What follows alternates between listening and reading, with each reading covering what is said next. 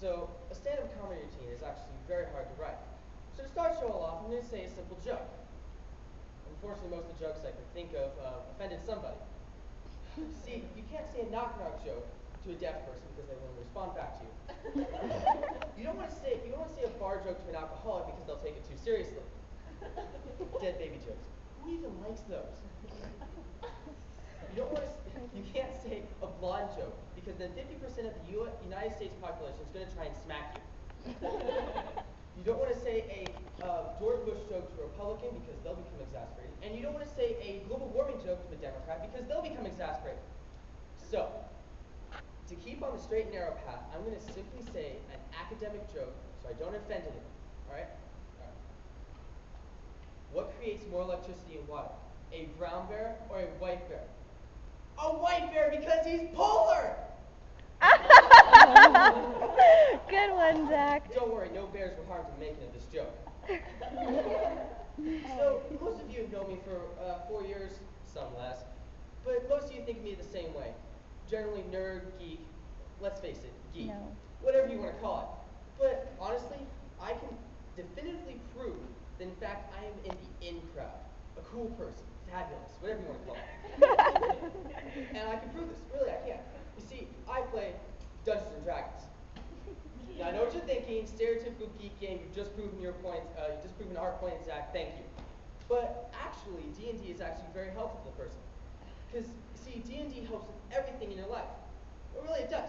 You see, it helps with schoolwork, social interaction, anything. And plus, D&D is not just about dressing up in satanic robes and hoods, staying in your mom's basement, and sacrificing the monthly goat to the god of luck.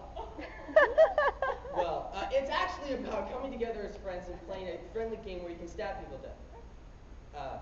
Well, anyways, it's Monopoly in that way. It's ruthless, vicious. You can play it to your own rules.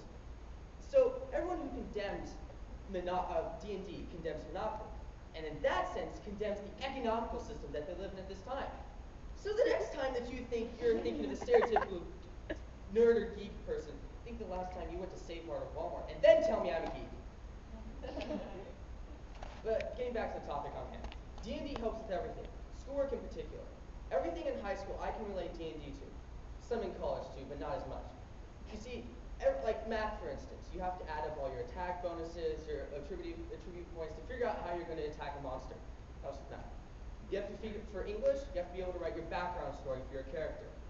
For history, you have to memorize your quests and your ideas that you have to do for your character. For philosophy, you have to understand the moral points of your character to figure out what you're going to do. For acting, well, let's just say you have to stand up and actually act what your character's going to do and find the expression of it.